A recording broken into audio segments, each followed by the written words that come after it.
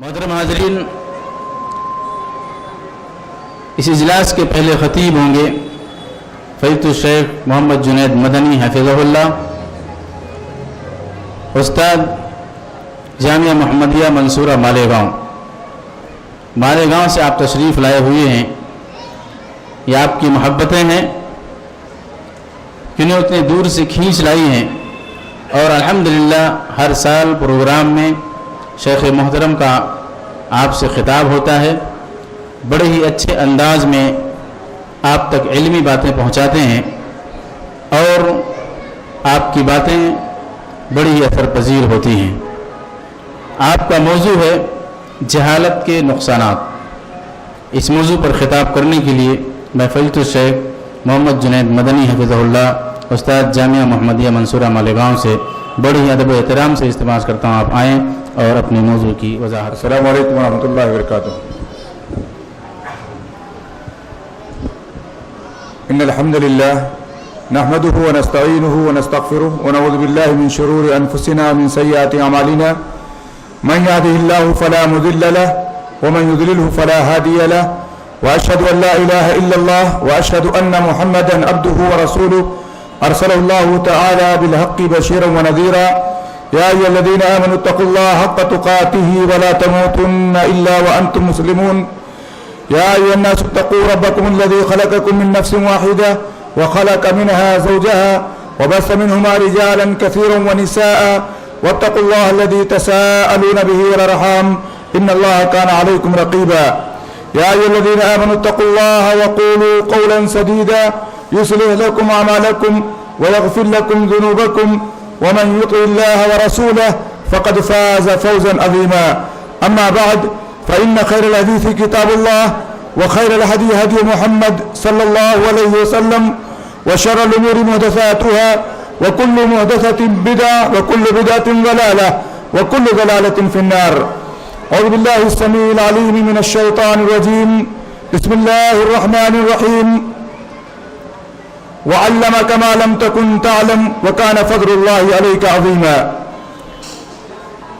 وعن معاوية رضي الله تعالى عنه قال قال النبي صلى الله عليه وسلم من يرد الله به خيرا يفقهه في الدين، متفق عليه۔ رب اشرح لي صدري ويسر لي امري واحلل عقدة من لساني يفقهوا قولي، رب زدني علما۔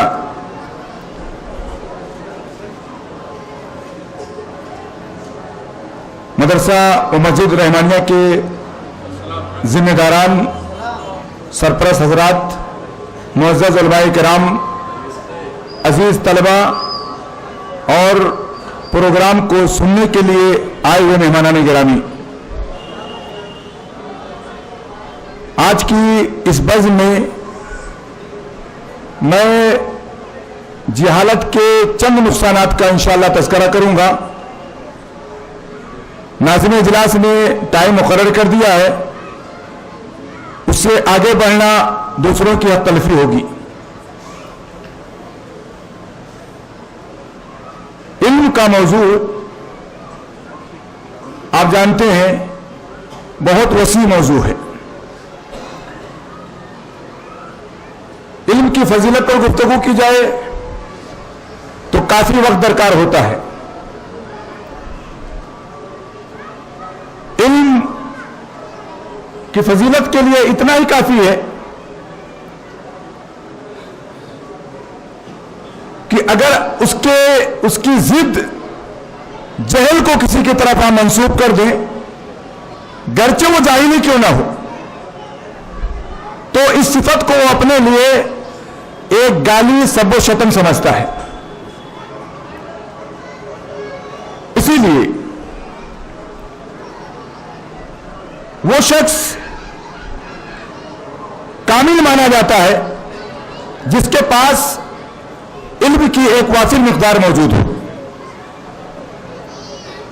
اور ہم اگر انسانیت کی تاریخ کے شروع پر جائیں، ابتدا پر جائیں، تو ہمیں معلوم پڑے گا کہ اللہ رب العزت نے جب حضرت آدم کی تخلیق کی،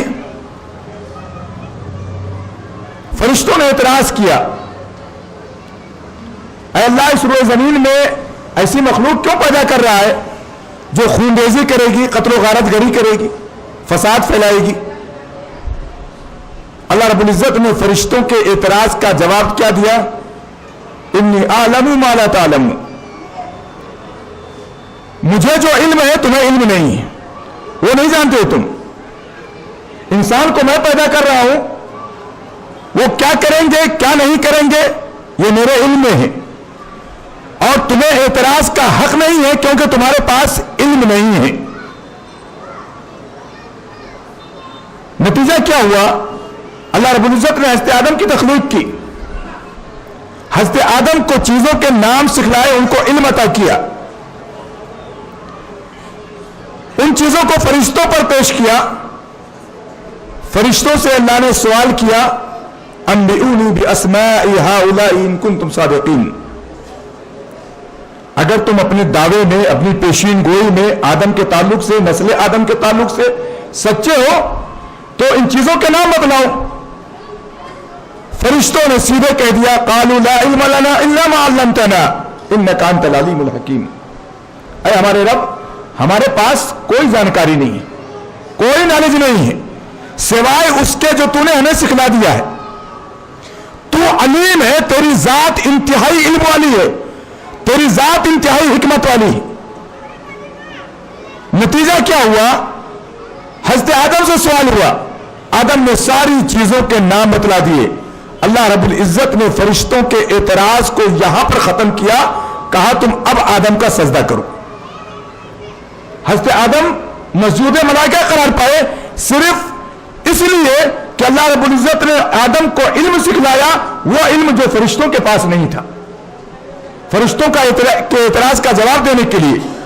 اور جب فرشتے مجبور ہو گئے، ان چیزوں کے نام نہیں بتلا سکے، اللہ رب العزت نے انسان کی برتری، آدم کی برتری کو اس طرح ثابت کیا کہ فرشتوں کو آرڈر کیا تم آدم کا سجدہ کرو. میرے بھائیوں، علم انسان کے اندر جب آتا ہے تو وہ علم حقیقت میں اللہ کا دیا ہوا ہوتا ہے. جتنے بھی علوم و فنون ہیں، وہ علوم و فنون آج ہم تقسیم کرتے ہیں شرعی علم کے نام سے اور دنیاوی علم کے نام سے. یہ دینی علم ہے یا دنیاوی علم ہے؟ بڑی غلط تقسیم ہے میرے بھائیوں. علم جتنا بھی ہے، جس قسم کا بھی ہے، وہ ذات علیم کا دیا ہوا ہے، اللہ رب العزت کا دیا ہوا ہے. اور انسان جتنا مکمل ہوگا اتنا علم اس کے اندر اللہ رب العزت بھر کر کے رکھے گا، اس کو دے کر کے رکھے گا. انسانوں میں سب سے افضل، سب سے کامل اور ہمارے عقیدے کے اعتبار سے ساری بنی نوع انسانیت کا سردار ہمارے نبی جناب محمد رسول اللہ صلی اللہ علیہ وسلم. آپ نے ایک موقع پر خود کہا واللہ انی لعالمکم باللہ واخشاکم لہ یا واتقاکم لہ. لوگوں سن لو، میں تم میں سب سے زیادہ اللہ رب العزت کی معرفت رکھنے والا، اللہ کا علم رکھنے والا اور اللہ کا تقوی رکھنے والا ہوں. ہمارے نبی جناب محمد رسول اللہ صلی اللہ علیہ وسلم کو تاکید کی گئی قرآن میں وَقُلْ رَبِّ زِدْنِي عِلْمًا. اے نبی آپ کہتے رہیے، رب سے دعا کرتے رہیے اے ہمارے رب ہمارے علم میں اضافہ فرما. انسان کے اندر علم جتنا آتا ہے، جتنا علم اس کے اندر آتا ہے میرے بھائیوں، وہ اپنے رب کے اتنا ہی قریب ہوتا ہے، کیونکہ وہ علم اللہ رب العزت اس کو سکھاتا ہے، وہی اس کو عطا کرتا ہے. اللہ کے رسول صلی اللہ علیہ وسلم کے اس علم کے تعلق سے جو علم اللہ کے رسول صلی اللہ علیہ وسلم کا کتاب اور سنت پر مبنی تھا، اللہ نے اس کا ذکر کیا وَعَلَّمَكَ مَا لَمْ تَكُنْ تَعْلَمْ وَكَانَ فَضْلُ اللَّهِ عَلَيْكَ عَظِيمًا. اللہ نے اے نبی آپ کو وہ علم عطا کیا ہے جن چیزوں کا علم آپ کو اس سے پہلے نہیں تھا. اس کتاب اور حکمت کے نزول سے پہلے آپ کے پاس علم نہیں تھا. اللہ نے آپ کو وہ علم عطا کیے جو اس سے پہلے آپ کے پاس موجود نہیں تھے. وَكَانَ فَضْلُ اللَّهِ عَلَيْكَ عَظِيمًا، اور اللہ کا آپ کے اوپر بہت بڑا کرم ہے. میں علم کی فضیلت ذکر کر رہا تھا. میں نے کہا اللہ کی ذات علیم ہے. اللہ کا علم اتنا گہرا ہے کہ ہم اس کی وسعت کا اور اس کی گہرائی کا، اس کی گہرائی کا ہم اندازہ نہیں کر سکتے ہیں. اللہ رب العزت نے اس کائنات کو پیدا کیا. پیدا کرنے سے ہزاروں سال پہلے اللہ رب العزت نے کون سی مخلوق ہوگی، کس طرح ہوگی، کتنا دن رہے گی، کیا کرے گی، کیا نہیں کرے گی، ساری تفصیل اللہ رب العزت نے لوح محفوظ میں رکھ دی. اللہ نے انسانوں کو پیدا کیا، مخلوقات کو پیدا کیا ہے. ساری مخلوقات کی ضروریات کا علم اللہ کے پاس ہے. ضروریات کا انتظام بھی اللہ کے پاس ہے. مخلوقات کس کام میں آئیں گی اس کا بھی علم اللہ کے پاس ہے. کب فنا ہوں گی، ان کا مصدر، ان کا مرجع کیا ہوگا، اس کا علم بھی اللہ کے پاس ہے. اللہ نے انسانوں کے تعلق سے کہا اللہ کے علم کے بارے میں ذرا غور کیجیے. انسانوں کے تعلق سے اللہ نے کیا کہا؟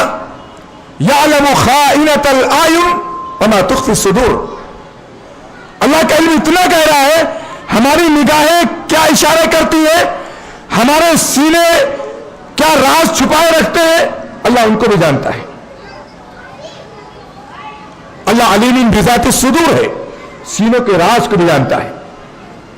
میرے بھائیوں، میں ذکر کر رہا تھا کہ علم کی لوگ دو تقسیم کر دیتے ہیں، دینی علوم، دنیاوی علوم. یہ تقسیم شرعی تقسیم نہیں ہے، یہ تقسیم بات کی تقسیم ہے. اور اس تقسیم کا نتیجہ کیا نکلا میرے بھائیوں؟ اس تقسیم کا نتیجہ یہ نکلا کہ دنیا کے کام کرنے والے لوگوں کے پاس دین کا علم نہیں رہ گیا، اور عمومی طور پر یہ بات آئی کہ دین کا علم حاصل کرنے والوں کے پاس دنیا کے علوم نہیں رہیں گے. تو جو بیچارہ شرعی طور پر قیادت کر رہا ہے وہ دنیاوی علوم سے ناآشنا ہو گیا ہے. جو آدمی دنیاوی طور پر قیادت کر رہا ہے، رہنمائی کر رہا ہے، مختلف محاذ کو سنبھال رہا ہے، اس کے پاس دین کا کوئی علم نہیں ہے. اور بہت افسوس کے ساتھ کہنا پڑتا ہے کہ اس تقسیم نے ایسی گڑبڑی مچائی ہے کہ ہمارے معاشرے کے اندر 1 یا 2% لوگ ایسا علم حاصل کرتے ہیں جو علم فرض عین ہے. میری بات کو ذرا غور سے سنیے گا. جو علم فرض عین ہے، فرض عین یعنی جس کا سیکھنا، جس پر عمل کرنا ہر مسلمان پر واجب ہے، چاہے وہ مرد ہو چاہے عورت ہو. اور ہمارا معاشرہ، ہمارا سماج ان علوم کے پیچھے پڑ گیا جو علوم فرض کفایہ ہیں. فرض کفایہ آپ لوگ جانتے ہوں گے کہ معاشرے کے چند لوگ اگر اسے سیکھ جائیں، اسے ادا کر دیں اور اس کے لیے کھڑے ہو جائیں تو ساری امت گنہگار نہیں ہوگی. اور فرض عین یہ ہے کہ ہر آدمی کو وہ سیکھنا ہے، اس کو کرنا ہے. اگر کوئی ایک آدمی بھی ترک کر دے گا، چھوڑ دے گا تو گنہگار ہوگا. اللہ کیا اس کی گرفت ہوگی. فرض کفایہ فرض عین بن گیا ہماری امت کے افراد کے نزدیک.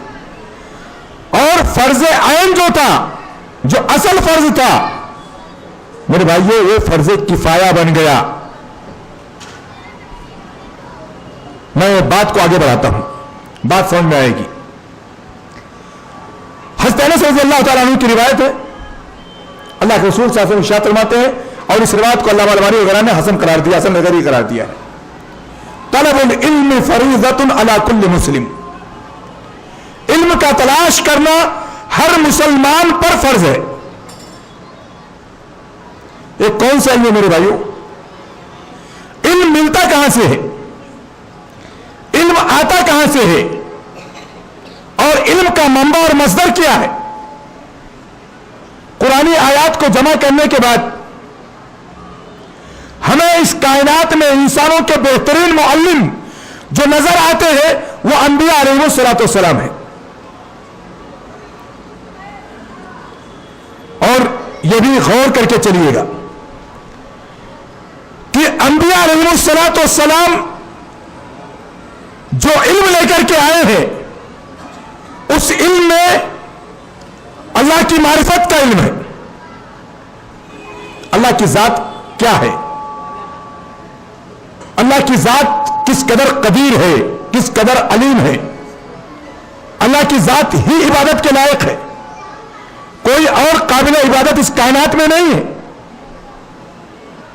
اللہ کی صحیح معرفت, رسول کی صحیح معرفت,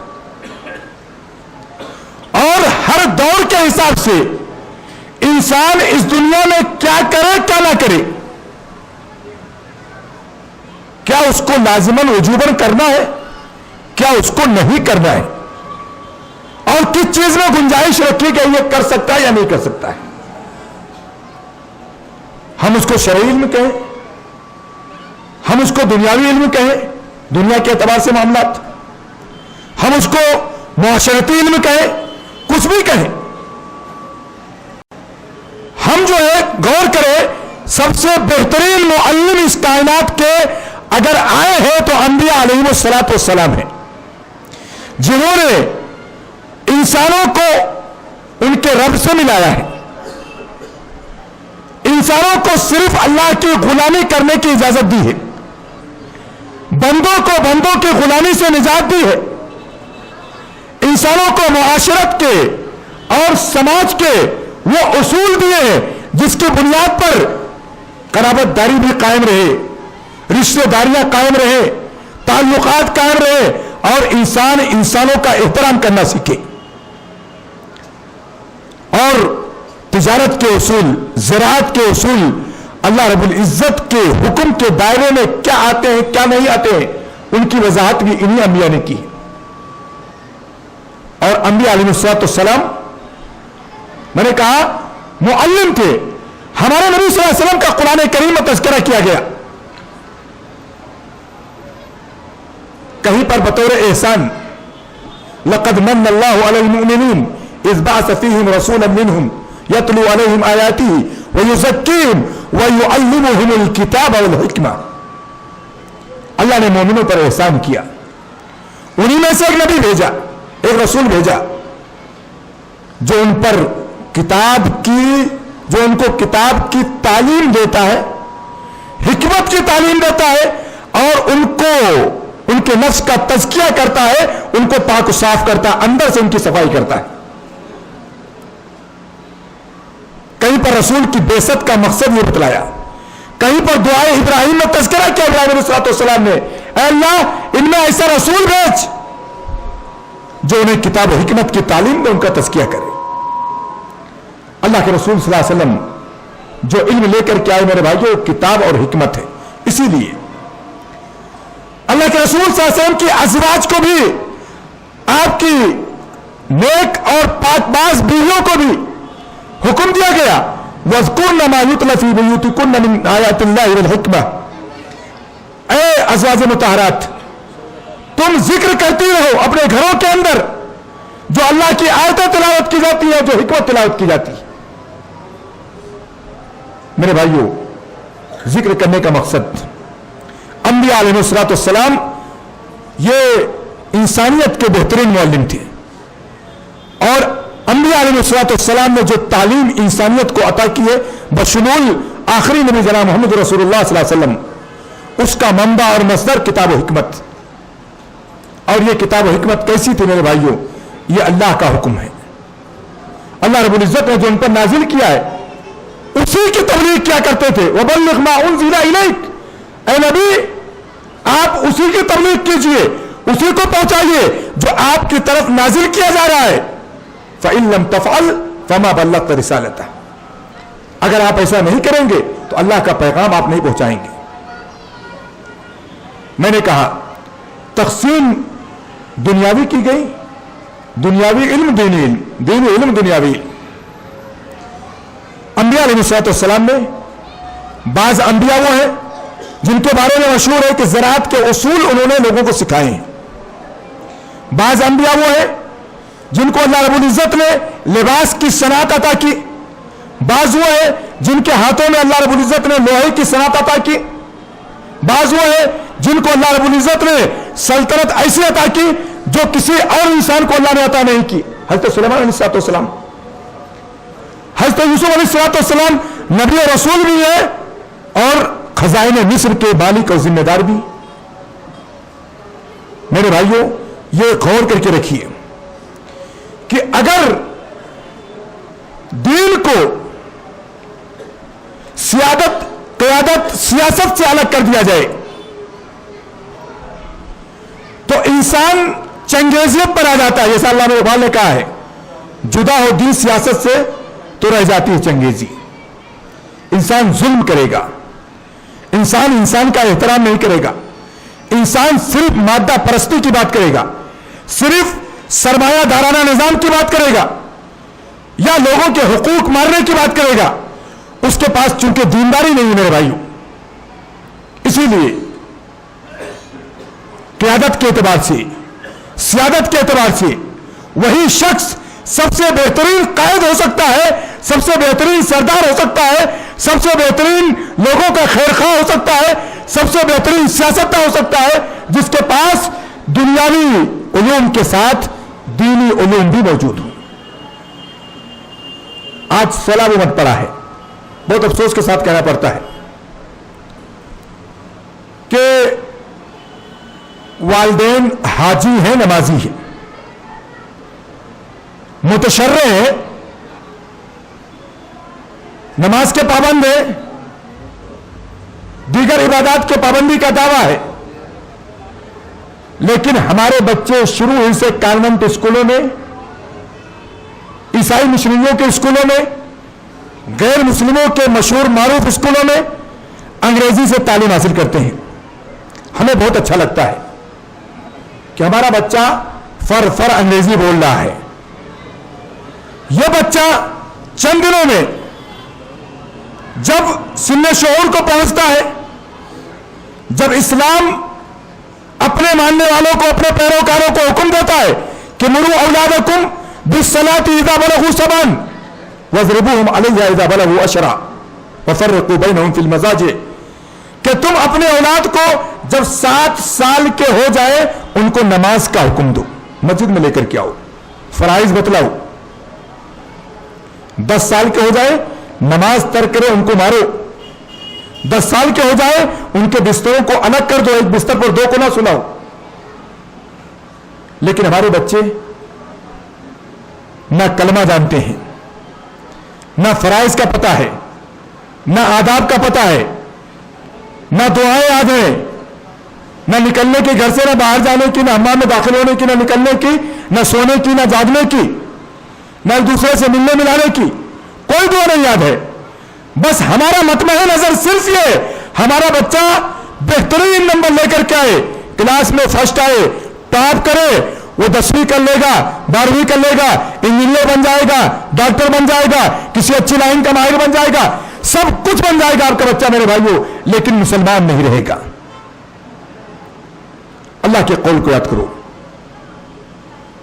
یا ایھا الذین آمنوا قوا انفسکم واہلیکم نارا، اے مومنو اپنے آپ کو اور اپنے اہل و عیال کو جہنم کی آگ سے بچاؤ، وقودھا الناس والحجارہ، جس کے ایندھن یہی انسان بنیں گے اور پتھر بنیں گے۔ اللہ کے رسول صلی اللہ علیہ وسلم کی حدیث کو یاد رکھو، الا کلکم راع وکلکم مسئول عن رعیتہ، تم نے کہا ہر آدمی ذمہ دار ہے اور ہر آدمی سے اس کی ذمہ داری کے تئیں اللہ تعالیٰ سوال کرے گا۔ آدمی کو اپنے گھر کا ذمہ دار کہا ہے، عورت کو اپنے شوہر کے بچوں کی ذمہ دار کہا گیا ہے۔ یہ ذمہ داری کہاں تک گئی؟ کیا ہم اس دنیا کے اندر صرف دنیا طلبی کے لیے آئے؟ کیا اس دنیا کے اندر صرف اس لیے آئے اپنے بچوں کو وہ علوم عطا کریں جن علوم کی حیثیت صرف فرض کفایہ کی، فرض عین کی نہیں ہے؟ میرے بھائیوں، ہم یہ صرف سنتے رہتے ہیں مولوی لوگوں سے ممبروں پر، تقریروں میں، خطبوں میں، دروس میں، کہ سب سے پہلی چیز جس کا سوال ہوگا وہ نماز ہوگی. صرف سنتے رہتے ہیں، لیکن ہمارا ایمان، ہمارا عقیدہ، آخرت پر ہمارا ایمان اتنا متزلزل ہے کہ آخرت کو ہم نسیہ منسیہ کر دیتے ہیں، بھول جاتے ہیں. ہمارا عمل بتلا رہا ہے کہ فرض کفایہ کو ہم نے فرض عین کا درجہ دے دیا ہے. میرے بھائیوں، میں یہ کہوں گا، آپ کا بچہ ڈاکٹر بنے، کوشش آپ کریں. آپ کے بچے دنیاوی تعلیم حاصل کریں، آپ کوشش کریں. آپ کے بچے دنیا میں ترقی کریں، کوشش کریں. اسلام کبھی بھی اچھی تعلیم سے، بہترین تعلیم سے نہیں روکتا ہے، لیکن وہ تعلیم دینے سے پہلے آپ اپنے بچے کو مسلمان بنا کر کے رکھیے، اسلام پر باقی رکھیے. ان کو وہ تعلیم ضرور دیجیے جو تعلیم فرض عین ہے، ہر مسلمان کے اوپر ضروری ہے اس کا سیکھنا. طلب العلم فریضۃ علی کل مسلم. بڑے افسوس کے ساتھ کہنا پڑتا ہے کہ ہمارے بچے انجینئر بن جائیں، ڈاکٹر بن جائیں، ڈگریاں لے لیں دنیاوی، لیکن ان کو کلمے کا معنی نہ آئے، ان کو اللہ کی معرفت نہ ہو، ان کو رسول کا مقام و مرتبہ معلوم نہ ہو، ان کو نمازیں نہ آئے، ان کو نماز کے مسائل، زکات کے مسائل، حج کے مسائل اور دیگر مسائل ان کو معلوم نہ ہو، ان کو یہ نہ پتا ہو کہ اسلام نے، اللہ نے، اس کے رسول نے ہم کو ہمارے والدین کا کیا حق دیا ہے، کیا حقوق بتلائے ہیں، قرابت داروں کے کیا حقوق بتلائے ہیں، پڑوسیوں کے کیا حقوق بتلائے ہیں، ایک عام مسلمانوں کے کیا آداب و حقوق بتلائے ہیں. ان کو یہ نہ پتا ہو، دنیا میں جینے کا ان کو طریقہ معلوم نہ ہو. میرے بھائیوں، اسلام سے جڑیے، قرآن سے جڑیے، نبی کی حدیثوں سے جڑیے.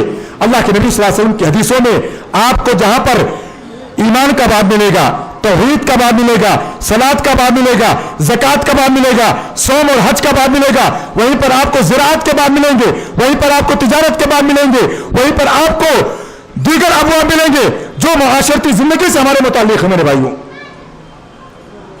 اسلام ایک جامع تعلیم کا نام ہے، اور تعلیم کے بغیر، میں نے کہا، تعلیم کے بغیر انسان کی زندگی ناقص ہے. تعلیم جتنی کم ہوگی اللہ کی معرفت اتنی کم ہوگی. تعلیم کا معیار جتنا کمزور ہوگا اتنا ہی زیادہ جہالت معاشرے کے اندر در آئے گی، اور جہالت جب معاشرے کے اندر در آتی ہے میرے بھائیوں، جہالت کی یہ حد ہے. آج ہمارے یہاں شاید کوئی بچہ ایسا ہو، اگر اسلامی معاشرہ ہے اور لوگ اسلام کی طرف مائل ہیں، مسجدوں سے منسلک ہیں، شاید ہی کوئی گھر ایسا ہو کہ ان کی خواہش یہ نہ ہوتی ہو کہ ہمارا بچہ قرآن پڑھنا سیکھ لے. ہر ایک کی خواہش ہوتی ہے. یہ ہمارے حافظ بچے ماشاءاللہ اس مدرسے سے آپ کے یہاں ایک بڑی تعداد حفاظ کی نکل رہی ہے. اتنی بڑی تعداد ہے کہ بڑے بڑے جامعات سے اتنی بڑی تعداد نہیں نکلتی ہے. اللہ تعالیٰ مبارک کرے اداروں کو بھی، بچوں کو بھی، ان کے والدین کو بھی. لیکن بہت افسوس کے ساتھ کہنا پڑتا ہے، قرآن کریم زندگی کے اندر سینکڑوں مرتبہ ختم کرنے والے لوگ، سینکڑوں مرتبہ قرآن سننے والے لوگ، مہینے میں ایک ایک، دو دو، تین تین مرتبہ قرآن ختم کرنے والے لوگ، اگر آپ ان سے پوچھ لیں کہ بھائی یہ قرآن آپ ختم کرتے ہیں تو یہ بتلائیے قرآن کریم میں آپ سمجھتے کیا ہے، کیا سمجھتے ہیں؟ ایک سورت کا ترجمہ یہ پڑھنے والا، ہفتے میں قرآن ختم کرنے والا، 15 دن میں قرآن ختم کرنے والا، مہینے میں قرآن ختم کرنے والا، سال میں کئی کئی قرآن ختم کرنے والا، یہ شخص آپ کو قرآن کی ایک سورت کا ترجمہ نہیں بتلا سکتا ہے. یہ بھی جہالت کی ایک قسم ہے میرے بھائیوں، جہالت کی ایک قسم ہے. اللہ کا کلام آپ پڑھ رہے ہیں لیکن آپ کو یہ نہیں پتا ہے، آپ جاہل ہیں، لا علم ہے کہ اللہ ہم سے کیا کہہ رہا ہے، قرآن کی سورہ فاتحہ کا کیا معنی ہے، سورہ بقرہ میں اللہ نے کیا کیا چیزیں بیان کی ہیں، کیا کیا احکامات بیان کیے ہیں، سورہ آل عمران میں کیا احکامات بیان کیے ہیں، سورہ نساء میں کیا احکامات ہیں، نہیں معلوم. میرے بھائیوں، یہ بھی جہالت کی ایک قسم ہے. قرآن لوگ پڑھیں گے यक़रऊन अल-कुरान वला युजाविज़ु हनाजिरहुम, कुरान पढ़ेंगे, कुरान उनके हलक के नीचे नहीं उतरेगा। जहालत, जहालत हर किस्म की खराबी का मंबा है। आदमी इल्म से दूर होता है तो जाहिल होता है। अल्लाह की मारिफत से दूर हो जाए, नबी की मारिफत से दूर हो जाए, कुरान और हदीस की मारिफत से दूर हो जाए, शरई अहकामात की मारिफत से दूर हो जाए, वो उन आदाब की मारिफत से दूर हो जाए जो अल्लाह ने हमको अता किए, आदमी जहालत में जाता है। और जहालत के बारे में मेरे भाइयों कुरानी आयात को आप जमा करें। जहालत अगर इंसान के अंदर आती है तो आदमी शिर्क करता है। जहालत आदमी के अंदर आती है, आदमी अंबिया अलैहिस्सलाम का इनकार कर देता है और अंबिया का कत्ल तक करता है। आप न हो तो गौर करके देख लीजिए, नूह अलैहिस्सलाम ने, लूत अलैहिस्सलाम ने, शोएब अलैहिस्सलाम ने, इन लोगों ने अपनी कौम को खिताब किया और खिताब करके यह कहा, इन्नी अराकुम कौमन तजहलून, कि मैं तुम्हें जाहिल कौम समझ रहा हूं, देख रहा हूं, तुम्हारे अंदर जहालत है। जहालत होगी, अल्लाह से आदमी दूर हो जाएगा, नबी की अहमियत को नहीं समझेगा, उसके अंदर शिर्क आ जाएगा। जहालत होती है मेरे भाइयों। लूत अलैहिस्सलाम ने अपनी कौम को उन खबीस चीजों से डराया, खबीस कामों से डराया जो गैर इंसानी गैर फितरी काम थे, और उन खराबियों से उनको रोका जो नाप तौल में कमी की खराबियां थी। नतीजा क्या निकला? जब नाउम्मीद हो गए तो उन्होंने अपनी कौम को कहा, इन्नी अराकुम कौमन तजहलून। इससे मालूम होता है जहालत जब होती है तो इंसान अखलाकी पसमानदगी में चला जाता है, कैरेक्टर लॉस हो जाता है और एक दूसरे का एहतराम नहीं करता है, नाप तौल में कमी करता है, और वो सारी बुराइयां उसके अंदर दर आती है जहालत की वजह से मेरे भाइयों, जो इल्म की बुनियाद पर मुआशरे से दफा होती है, खत्म हो जाती है।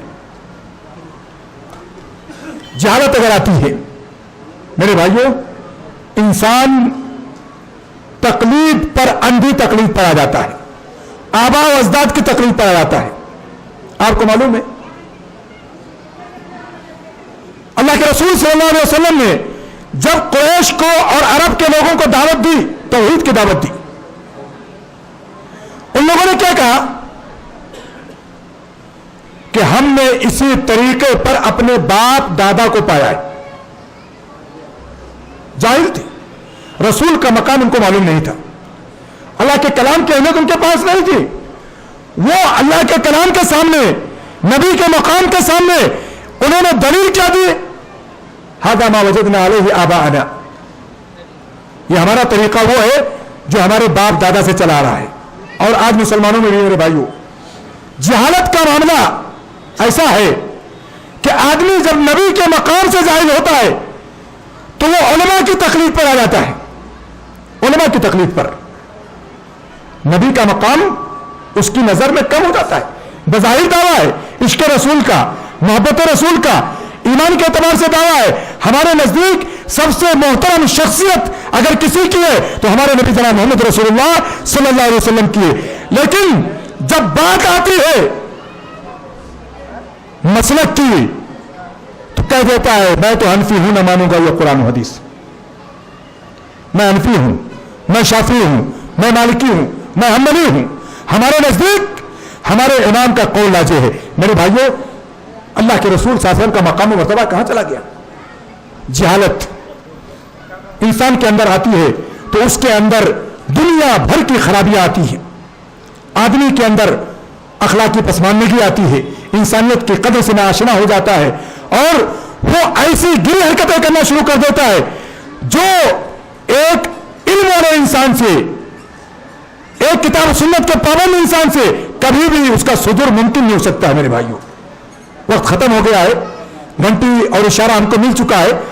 मैं अपनी बात को खत्म करता हूं और सिर्फ ये कह करके कि अगर हम बाशऊर हैं, اللہ کے نبی صلی اللہ علیہ وسلم کے امتی ہیں، نبی سے کتاب و سنت کی ہم نے تعلیم لی ہے، تو ہمیں اس بات کا احساس رکھنا چاہیے کہ دین میں، علم میں دینی اور دنیاوی کی تقسیم نہیں ہے، بلکہ دینی علوم جس کو ہم کہتے ہیں وہ فرض ہے، فرض عین ہے، اس پر ہمیں توجہ کی ضرورت ہے۔